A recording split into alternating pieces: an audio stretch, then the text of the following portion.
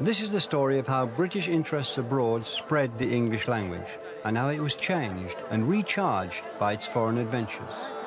In India, there is a rally coming up, so I'll have to take a detour and come, sir. You know, in India, everything goes little slow.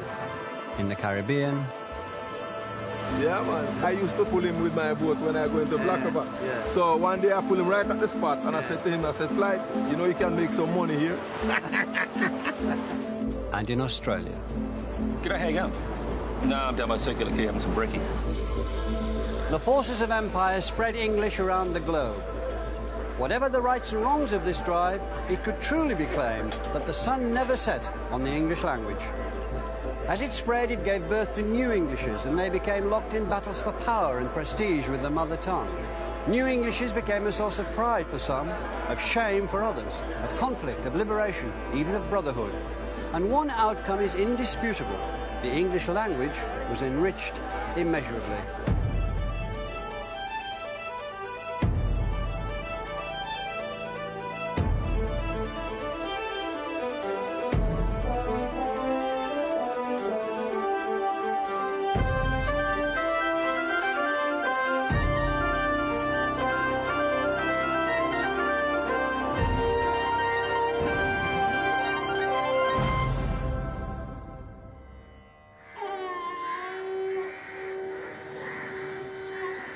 In India, English faced a country of intense and elaborate civilizations, a magnificent empire, initially much greater than its own.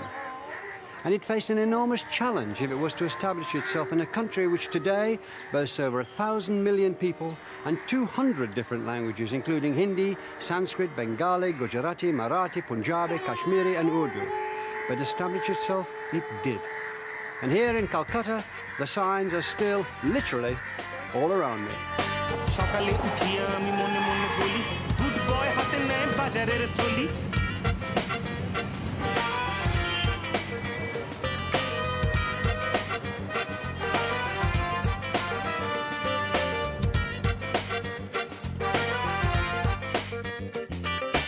We gave English words to India, and some words from our experience in India have fed back into English. Most of them from Hindi. Familiar words like blighty, bungalow, cheroot, loot, ghoul, thug, pundit, coolie, Kashmir, dungarees, bandana, jodhpurs, pyjamas, cot, divan, shampoo, cash, toddy, deco, gymkhana, polo, bangle, jungle, cushy, khaki, doolally, dinghy, catamaran, caste, swastika, juggernaut, avatar, guru, karma, mantra, yoga and sacred cow. All these and many more were adopted from the subcontinent.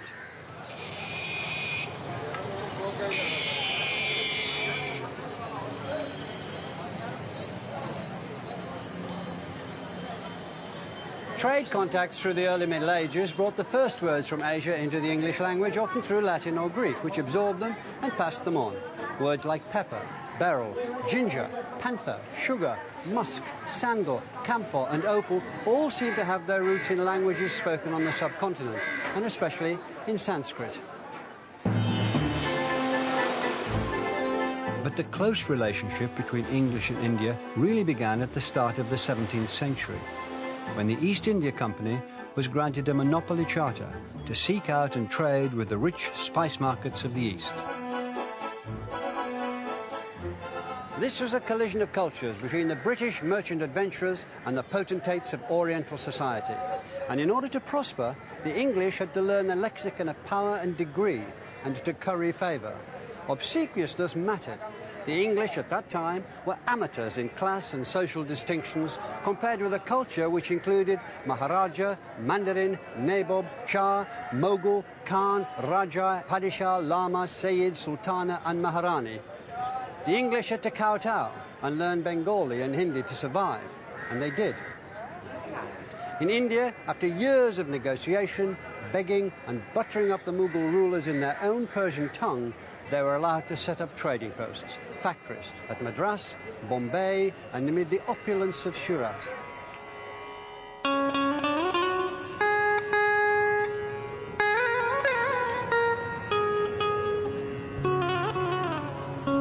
At At the end of the 17th century, the English established another factory here in a tiny village on the banks of the River Hugli, which would become one of the world's greatest trading cities, Calcutta.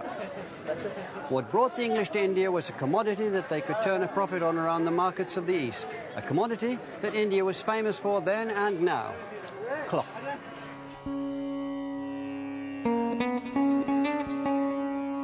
In India, the English found a variety of brightly coloured printed and woven fabrics.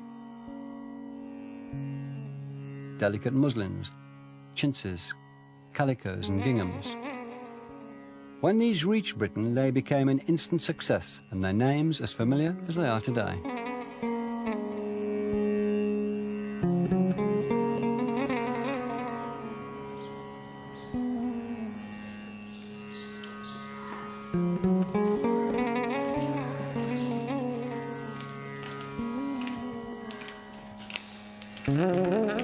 India and Britain. It was the start of a relationship that would be enduring, passionate, and often marred by misunderstanding and violence. English had planted its foot firmly on Indian soil, but it had hardly announced its presence with a fanfare. The East India Company prospered, but in this vast country, its English-speaking employees were numbered in hundreds, not thousands. Some of the senior employees were encouraged to go native, take local wives, and adopt local habits and dress. And when they wanted to conduct business, they had to learn the local languages.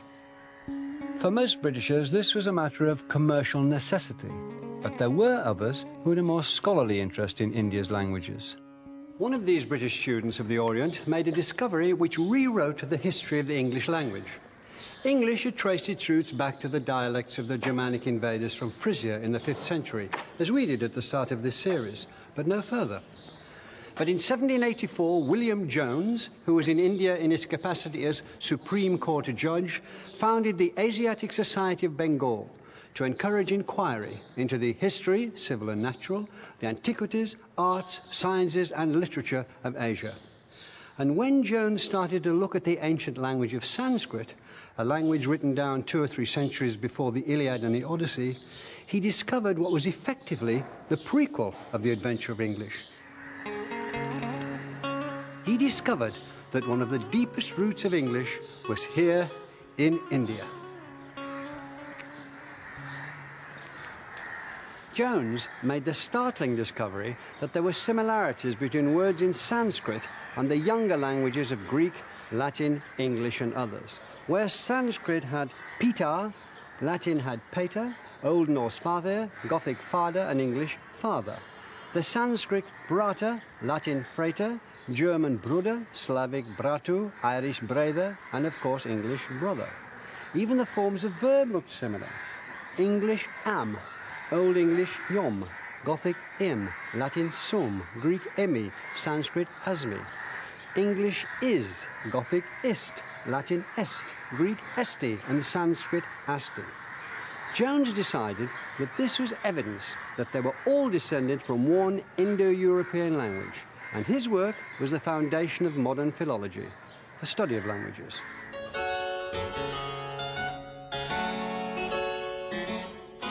English had acquired a new past, here at the headquarters of the Asiatic Society. It was just one of the new buildings with which the British were reshaping Calcutta. By 1765, the balance of power had shifted. The Mughal empires had collapsed, and the East India Company took over the administration and financial control of Bengal, India's richest province. Calcutta was becoming a colonial capital, a centre of commercial, political and social life. Here, the relationship between Indian and British became one of servant and master. A dangerous climate of feeling was developing that it was the duty and destiny of the British to govern in India. They were no longer going native, marrying Indian women, adopting Indian customs and learning local languages. They began to see themselves as superior to the native population, and the essence of their superiority was their religion.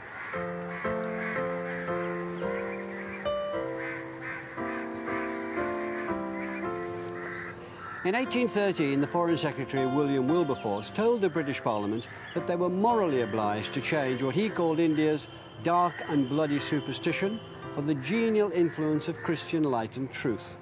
The British had looked at India and had decided that the Indians just weren't British enough. In the interest of their happiness and for the good of their souls, they needed to be converted to Christianity and Western morals. A string of missionaries headed east to devote themselves to this work. In order to teach their religion, they set up schools, and they taught not in the languages of India, but in English. There were Indians who welcomed the establishment of English language education, recognizing that it could give India access to modern Western thought and scientific knowledge. But what happened next went beyond education. A new English language policy changed Indian society and its relationship with the British forever. In 1835, Thomas Babington Macaulay, writer and member of the Supreme Council in Calcutta, wrote his famous or infamous Minute. In it, he laid out why he thought the teaching of English, rather than any Indian language, should become official government policy. He summed up, "The dialects commonly spoken among the natives of this part of India contain neither literary nor scientific information, and are, moreover, so poor and rude that it will not be easy to translate any valuable work into them. The claims of our own language it is hardly necessary to recapitulate. It stands preeminent even among the languages of the West. I think it clear that it is possible to make natives of this country perfectly good English scholars, and to this end our effort ought to be directed." Today, that sounds astonishingly patronizing. It sounded so to many at the time. English would be the imperial language of India. There were some who welcomed it and saw it as a window to a bigger world, and they still do. Others who resented it as an intolerable imposition, and they still do. This English education would only ever be for a minority of Indians. Macaulay's intention in creating these good English scholars was to create a new class of Indians whose knowledge of the English language and ideas would make them loyal to their colonial rulers. A class who, he said, would be interpreters between the few thousand British in India and the millions whom they governed. These were the clerks of the Indian Civil Service, who are known here as writers. This huge building behind me, the Writers' Building, was constructed to house them. From here, hundreds of thousands of instructions dealing with law, finance, health, commerce, and the nuts and bolts of government were issued in English. From here, the British, through English, ran India. As the 19th century progressed, the vast continent was opened up. British colonizers, engineers, surveyors, doctors, planters invested their lives in the adventure. British civil servants, working with their English-speaking Indian writers, administered it.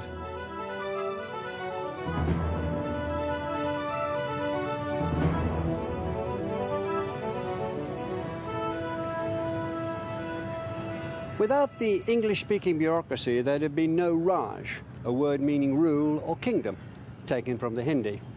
English was institutionalized now in India. It was part of the fabric of government. It was the language of preference, the language of prestige, and English, as often, was changed by this encounter. I stand under the shoes of my client and only seek to place my bone of contention clearly in your... Over time, the English spoken by Indians became a particular ornate form. Babu English, it was called. Your Honor will be pleased enough to observe that my client is a widow, a poor chap with one post-mortem son. The language was often taught by Indian to Indian, with no British ear to check its proliferation of florid phrases. Their relationship is only homeopathic, so the misty arguments of my learned friend will not hold water. The English spoken by the British also changed. The district officers, magistrates, and other officials who toured the country, tending the Raj, picked up Indian words by the bushel and incorporated them into their daily speech.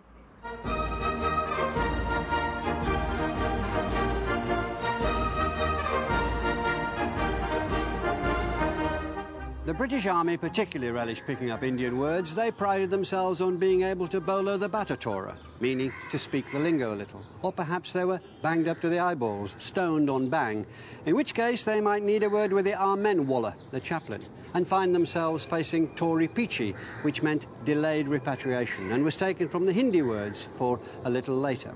The slang was so prolific that it needed a dictionary. In 1886, this great glossary of Anglo-Indian colloquial words and phrases was published, almost 900 pages of it. Here's khaki, taken from the Hindi for dust-coloured, meaning a light drab cloth. The dictionary notes that it is said that it is about to be introduced into the army generally. The dictionary has the curious title Hobson-Jobson. As the book explains, this is another army term, a corruption of a phrase shouted by Muslims in a procession. There are plenty more examples of the way that the British adopted and altered Indian words. Chapati entered the English language as chow patti, perhaps with an echo of patti, or even a cowpat pushing it that way. The Indian plant cowanch, which has irritating hairs, became cowich, and the fish kakap became cockup. Allahabad became known as Isle of Bats. Bazikana, stale food, or yesterday's dinner warmed up, became brass knocker. Brinjal, aubergine, became brown jolly. And the great killer, cholera morbus in Latin, became the very English Corporal Forbes.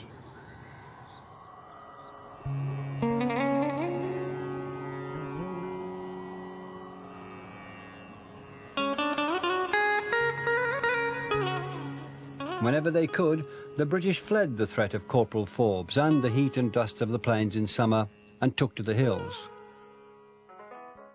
In and around hill stations like Darjeeling, army officers, civil servants and tea planters built a little England, where they could take tiffin on the veranda with their mem-sahibs or sip a chota peg as the sun went down.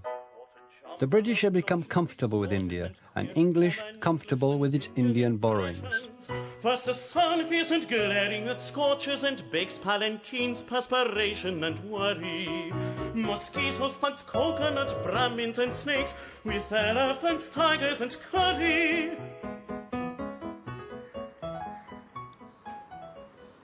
But while the English enjoyed their dominion, the seeds of Indian nationalism were being sown in meetings in this room and rooms like it, where the pioneers of Indian independence used to gather. Nehru himself, the young Nehru, used to come to this room.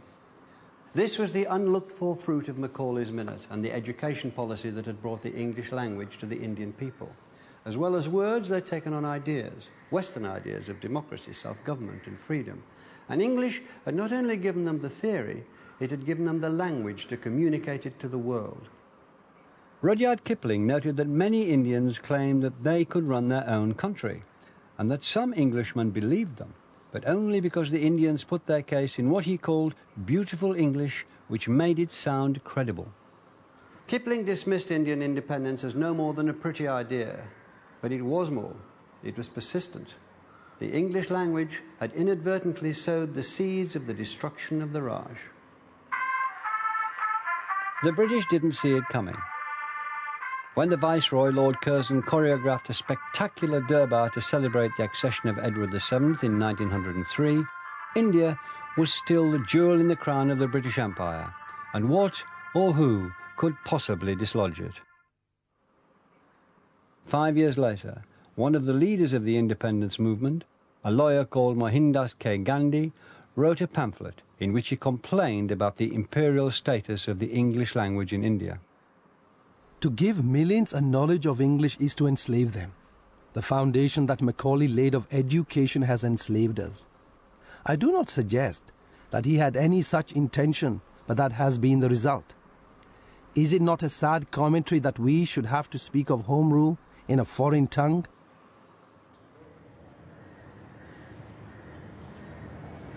What's fascinating is the idea that language can enslave a people. The British didn't much have slavery on their minds at that time. What concerned them was building a new symbolic capital, more than 1,000 miles away from here, to be designed by Sir Edwin Lutyens, a New Delhi. Had they still taken an interest in Indian languages and customs, they might have come across the proverb which said that anybody who tried to build a new capital at Delhi was doomed. It had happened 6 times already. It happened to the Raj. the Raj would be lost, and with that loss would come a move to oust English from India altogether.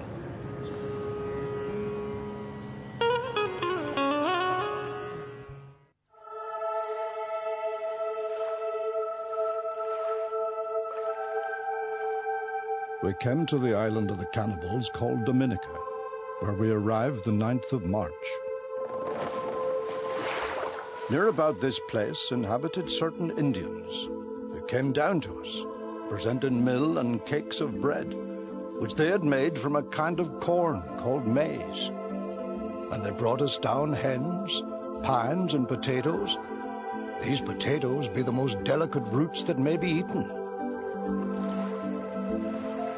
The natives whom Hawkins called Indians had been given that name by Christopher Columbus in 1492. He thought he'd found a western route to India, but he had in fact made landfall here, 12,000 miles to the east in the Caribbean, another stage on which the adventure of English would be played out. The name Caribbean itself, which denotes the Great Sea and the arc of islands which string out for more than 1,500 miles, came from the real name of one of the native tribes here, the Caribs, who were notorious for their fierceness and cruel treatment of captives. Another version of their name was Canib, from which we get our word cannibal.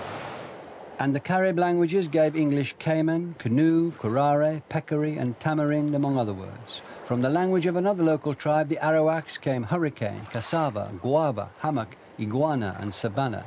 Two words used by Hawkins, maize and potato, and mangrove, barbecue, probably, and Jamaica itself. As we've seen in India and elsewhere, when English encountered new languages, it soaked up new words. But the adventure here in the Caribbean was very different from the one in India. There, English, initially at least, had to accommodate itself to established languages spoken by people with status and power. In the Caribbean, local people and local languages would be pushed aside. Others would be imported, and they would react with English and other European languages to produce rich and unique hybrids.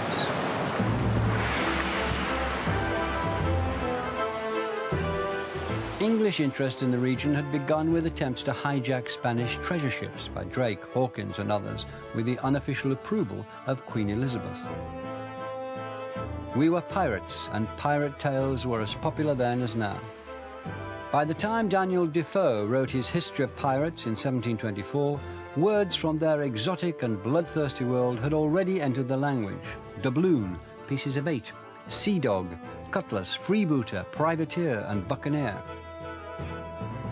In time, the buccaneers went freelance, preying on ships of all nations, hiding out in fortified bases they set up throughout the Caribbean.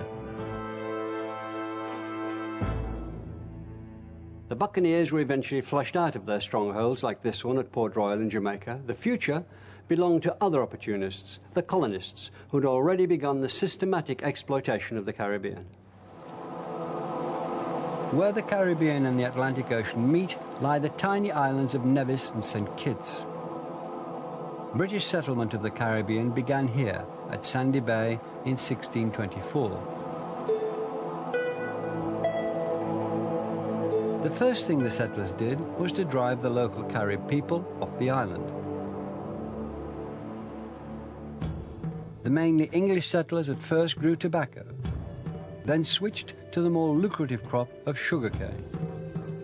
They needed labor to work in the fields and mills. Soon they were importing slaves from Africa, slaves who picked up English words from sailors on the ships that brought them over and from the British on the plantations. The English that was spoken on St. Kitts took different forms. There were many British servants and labourers, and they spoke in their own regional dialects. But those further up the social ladder, the landowners and their managers, aspired to something more refined. One 18th century plantation manager called James Granger put these aspirations into writing in an epic poem in praise of the sugar cane.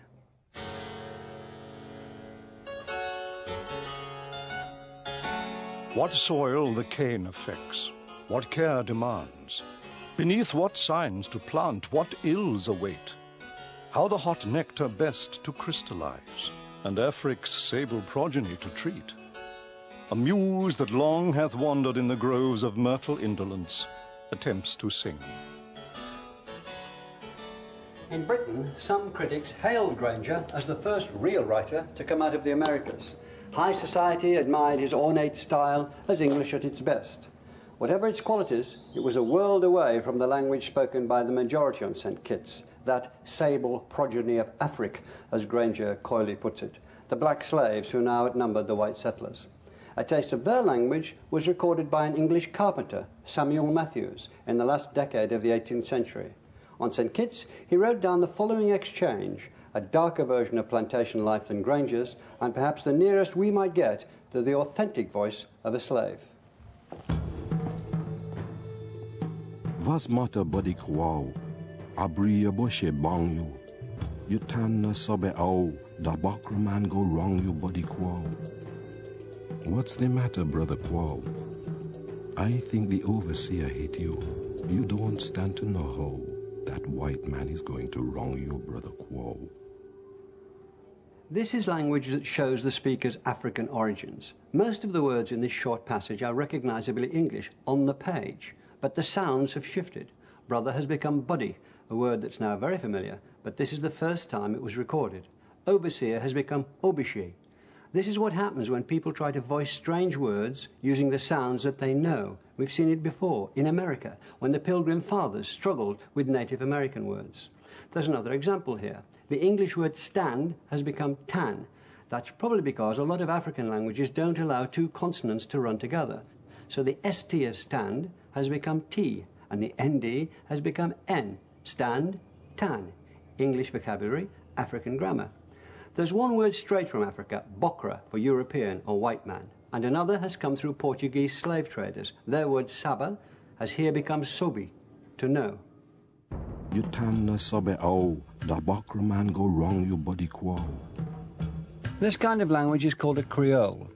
It's the result of African and European languages colliding, producing hybrids spoken by the black population. Let me alone. No so trouble begin now. I go mind take van tone, so knock your rotten shin. This was the pattern throughout the plantations of the Caribbean. But on each island, the social and racial mix was slightly different, and each island developed its own unique Creole. Unfortunately, English wasn't a benign parent to what it regarded as its rather uncouth offspring. The Creoles continued to be treated by English speakers as unfit for polite society. This pressure meant that some Creole speakers tried to gentrify their language to sound more like the standard English-speaking social elite. So, throughout the Caribbean, there wasn't just a division into two languages, with standard English at one end of society and deep Creole at the other. There was a whole set of variations across society. But however many variations there were, standard English was treated as superior, at least by white speakers. The original inhabitants of the island had been cleared by brute force or disease. English had moved in with the settlers, and now it had dominion over the other forms of language that it had spawned, at least for the time being.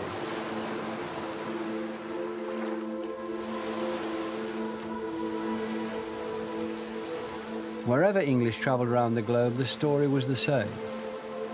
New colonies developed dialects of their own, even when no other foreign languages were involved.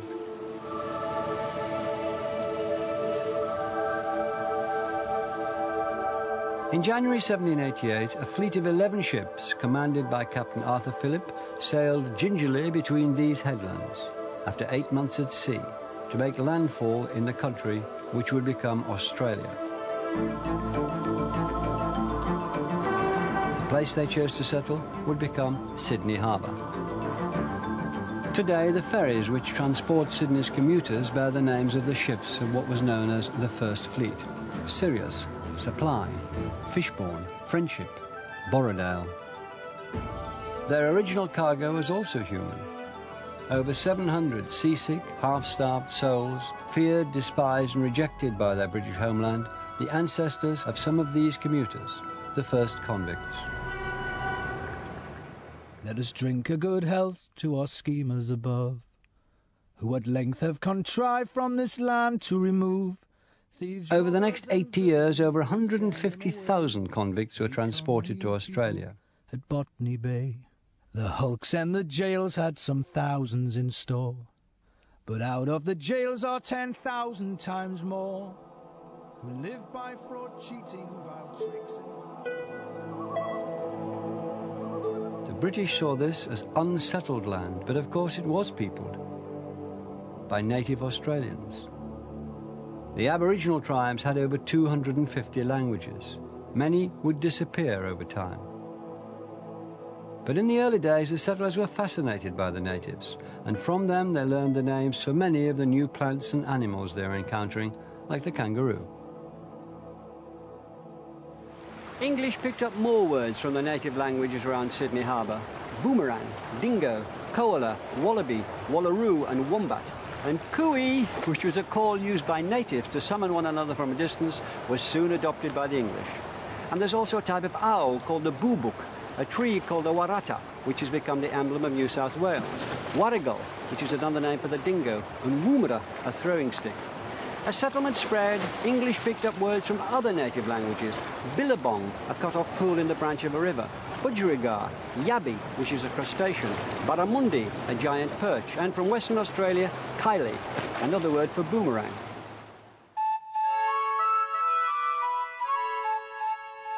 When Australian English developed its own character, which it quickly did, it came less from the relatively few borrowings from the native languages.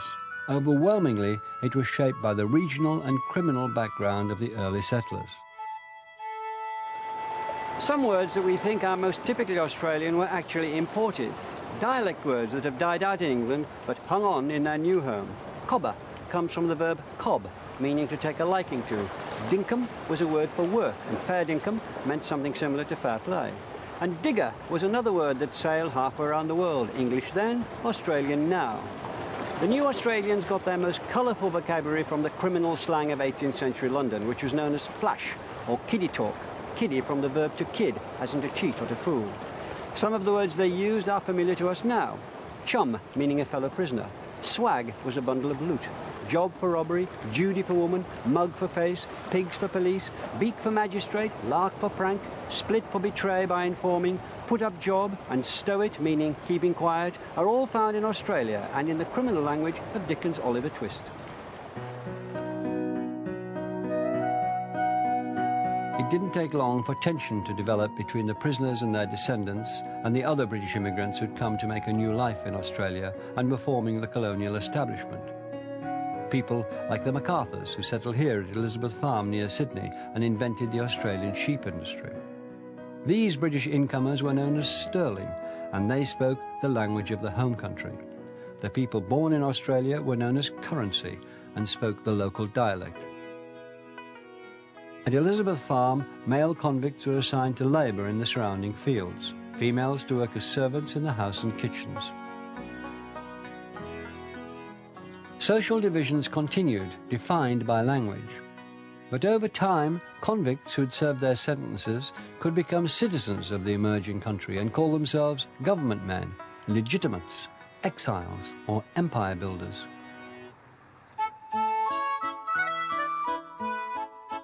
By the 1880s, immigrants were outnumbered by native-born Australians, and Australian English was in rude good health. The weekly bulletin started appearing in Sydney. Known as the Bushman's Bible, it was sensational, outspoken and slangy. In its pages you find words like fair dinkum, larrikin, bonza, bloody, offsider, fair cow, battler and bludger, classic Australian. And there are examples of vivid Australian phrase-making. Better than a poke in the eye with a burnt stick, or as miserable as a bandicoot on a burnt ridge. And there are also poems and songs which helped create the image of the Australian bushman and his speech in the outback. Once a jolly swagman camped by a billabong under the shade of a coolabah tree, and he sang as he watched and waited till his billy boiled. You'll come a waltzing Matilda with me. Waltzing Matilda. Matilda is slang for a bedroll. Waltzing Matilda means going on the road. Was written on a sheep station by the poet and solicitor Banjo Patterson in 1895. And waited till his billy boiled. You'll come a waltzing. With its mix of words from English convict slang like swagman, meaning a drifter, and from Aboriginal languages like Billabong for pond and Coolibah for eucalyptus, Waltzing Matilda encapsulates the essence of Australian English at the time. And in the figure of the swagman, who'd rather die than be taken prisoner, it captures an attitude, a contempt for authority, which would become a national trait. You'll never take me alive, said he, and his ghost may be heard as you pass by that billabong. You'll come a waltzing Matilda with me, waltzing Matilda. But while the Australian vocabulary grew and Australian phrases were coined, Australian English didn't get official respectability. In 1926, the Director of Education in New South Wales could still write, "It is sad to reflect that other people are able to recognise Australians by their speech. Most unfortunately, our variation from the accepted standard is along lines which are harsh, unmusical and unpleasant to the ear. Teachers must do their utmost to check this development away from standard English." All nations have their symbols, and Australia is well served by Sydney Harbour, this day fit for a queen, their queen. As for New Zealand... The English language had sent its slang and its dialects to a new country where they developed a personality of their own. But standard English was keeping them in thrall. The ways of speaking in Australia formed a rigid social hierarchy. The broad vowels and slang were at the bottom. Standard English, Queen's English, was at the top. The convicts might have thrown off their physical shackles, but the local language wouldn't lose its chains until the late 20th century. Just as in the Caribbean, English was still keeping its children down. But all Australia was eager for a sight of this young woman. Here, too, it was the first time that the reigning sovereign had landed on Australia's shores.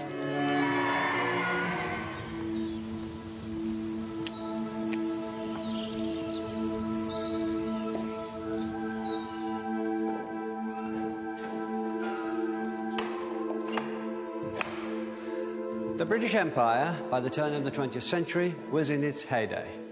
And British interests, as every school child knew then, had taken the English language all around the globe.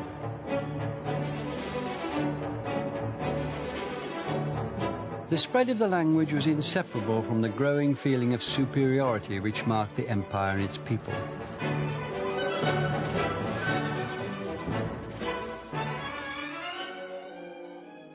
When Daniel Defoe's shipwrecked Robinson Crusoe encountered the man he called Friday, the first English word he taught his new acquaintance was master.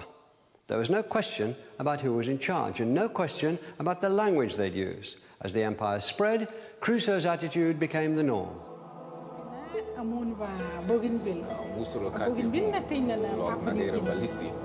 Around the world, English pushed hundreds of local languages aside. In some cases, it could be said to have killed them off. Less than half the Aboriginal languages survived, and they now face extinction. North American languages also suffered, among them Lakota, the language of Sitting Bull and the Sioux people. Did you speak Lakota to your grandfather? You have to. Otherwise, he wouldn't understand me if I start speaking English. Did you enjoy learning English? We have to learn the English. And if we speak Indian to each other, then both of us have to go up to the teacher's desk, and she makes us stand in front of her. She gets this big ruler, about this long and this thick, and she slaps our hand, hits us till it's all red. Yeah. And they won't let us speak our language because I think they were trying to change us into white men. Julie Sitting Bull, who wanted her to Sioux, Lakota, I spoke to Dolores Blacksmith in Chicago, but you don't have to go that far around the world to find examples of English bullying, no further than Wales. The military, political and social dominance of the English over the Welsh has always been reflected in their languages. When the two countries were united in 1536, there was no law actually to prohibit the speaking of Welsh, but no one who insisted on using Welsh was allowed to hold an official position. A prejudice against the Welsh had been established. It continued. By 1847, a Royal Commission declared that the Welsh language is a vast drawback to Wales and a manifold barrier to the moral progress and commercial prosperity of the people. And the Education Act of 1870 dictated that children would have to learn English. In schoolrooms like this, it could lead to unfortunate, even cruel practices. Welsh wasn't banned, but some teachers and schools outlawed it in the classroom. In some cases, a token like this, the letters WN stand for Welsh Not, was placed around the neck of any child slipping back into their first language. Child was encouraged to inform on child, or Welsh on them. That's where the term came from. And humiliation was used as a cultural weapon. Mae'n anodd I ddewis rhwng y ddoi, oedd e gael Cwynel nhw tŵr. Awr falle. I'n gweld yn eitha wyniad, beth yw'n mynd. In the last years of the 19th century, there was a push to revive the Welsh language. It was led by the future Prime Minister of Britain, Lloyd George. The National Eisteddfod continued to promote and celebrate Welsh language and culture. Bilingual signage and official literature were introduced in the 60s, so that today the Welsh language can be seen everywhere throughout Wales. But it's debatable whether all this has really been enough to turn the tide. In 1900, half the people in Wales spoke Welsh. By 1981, it was less than 1 in 5. The story seemed to be one of a long and irreversible decline, while English marched on from strength to strength. Just this year, though, surveys have shown that the number of Welsh speakers is increasing for the first time in 2 centuries. Welsh has found its way back into the schoolrooms, but it's still a minority language. 80% of Welsh people don't speak it at all, and its future is far from certain. But at least the days of the Welsh Not are over. And in Wales, as elsewhere in the world, English is no longer acting as a state-approved bully.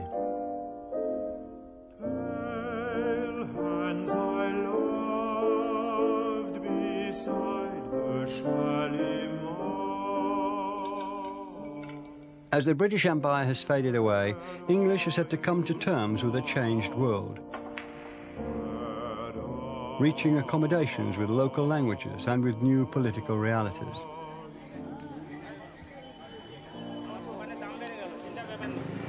Here in India, the new constitution which followed independence planned to abolish English altogether and instead make Hindi the sole official language. But it didn't happen.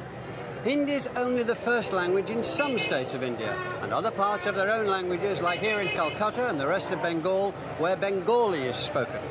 Regional rivalries are often fierce, and so the users of other languages exerted political pressure, in some places even rioted, to keep English rather than be forced to use Hindi. And even the most cursory glance at any of these bookstores here in Calcutta will show you how English is still part of Indian life. It's a minority language, but it's the language in which many Indian states communicate with each other and with the outside world, and that gives it tremendous clout. Some would say too much.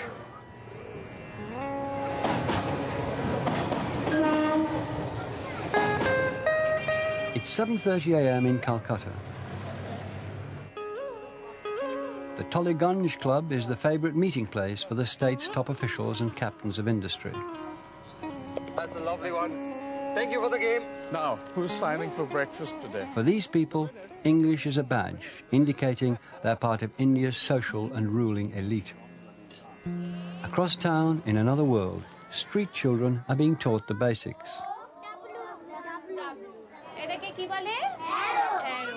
For them, English might mean a fingerhold, a scrap of advantage in getting a job against desperate odds.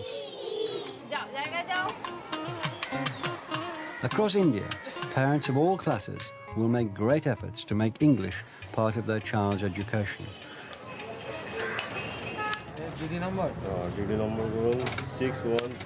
For this man, English is the language he must hire to deal with the bureaucracy of taxing a car. For this man, it's essential to his business. Somebody came and hit the vehicle. Many Indians slip happily from English into their native Bengali or Hindi and back again. For them, English has become, in a sense, another Indian language.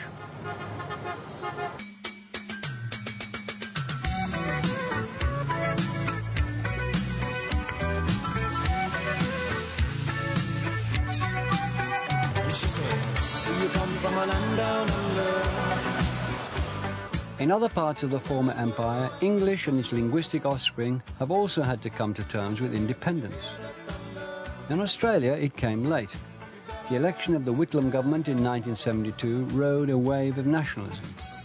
Australia began to look back towards Britain less than it looked forward to its own future as a multicultural country. 4 years later, the first Australian dictionary to be compiled in Australia reached the bookshelves, helping to legitimise the language and showing that Australia had cast off its cultural cringe and was ready to revel in its own distinctive language. This is the Macquarie Dictionary. In the D's alone, you find Australian words like daggy, meaning dirty or slovenly, from dags, the name given to the matted tufts of wool round a sheep's bottom. Deadhouse, a room in a hotel where drunks are put to sleep it off. Dello, a shortened form of delegate. Dingo stiffener, a dingo hunter. Dog's cock, an exclamation mark. Dog eye, an Aboriginal English word for a white person. Drac, an adjective, depressingly unattractive, possibly from Dracula. And dunny, an outside toilet, a name that can be traced back to the English words dana, meaning dung, and ken, meaning place or house. In Old British dialects, you could find danikin or dunnikin. The Australians shortened it and keep it in use. Vocabulary aside, Australian English has developed some distinct variations of its own. Could I hang up? Good. No, I'm down by Circular Quay having some brekkie. I think there are two features that really earmark Australian English, at least for me. One is the abbreviations, the Australian love of shortenings, so that a word, if it's not already a single syllable, gets reduced to a single syllable, and then an ending is bunged on, E ending or an O ending. So something like my mate Jacko, you know, the weirdo journo from Freo, he slipped on a bit of lino during his Smoko One Arvo and ended up on Compo and a real Dero. Another characteristic, I think, of Australian English is the sometimes called HRT. This is not hormone replacement therapy, but high-rise terminal. It's the Australian questioning intonation. So it really is like the rising intonation of a yes-no question, except that you find it on statements. How old was this boy? He's 24 now. Was it Phil? Yeah. No, what did she say? Well, I called her the Savo and... Here in Australia, you encounter quite, well, amused, probably even hostile reactions now to British received pronunciation, Queen's English. People find them affected now and they're wanting much more to speak Australian English. Hey, you see this fellow over here? It's his Bucks party. Born. No more.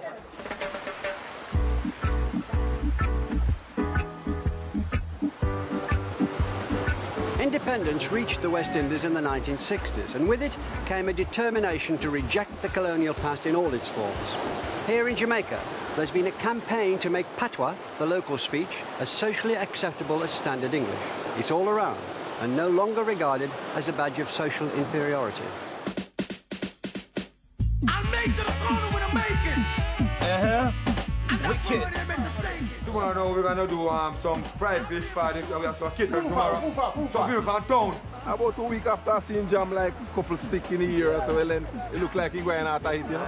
Pull up! Anybody who wants to communicate with the public effectively in a language of feeling and a language that will get them to move and to act uses Jamaican. Well, here we are again, the Vibe Master Jerry D. You don't know. I want to play some Buju Banton, some Bob Marley, some Barry Salmon. Obviously, it's gone into popular music. It's radio. The radio talk shows are largely carried out in Jamaican, even by people who can speak English. It is not the language of or simply for illiterate, ignorant people.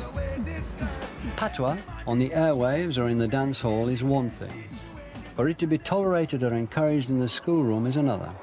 Now, if we were going to talk patois, can you think of another way in which we could say, how are you?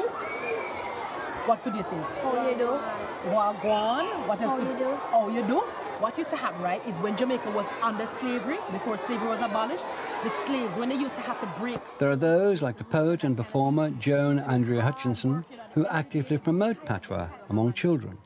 But it's not government policy yet to teach it in schools. Here, standard English is still the norm. 5, 6, 7,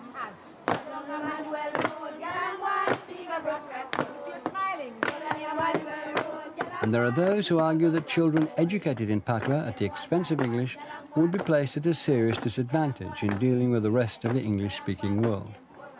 What would you say to that argument? I would say typical Anglo-Saxon response. The Anglo-Saxons seem to think that people can only speak one language, right? In fact, multilingualism, bilingualism is the norm.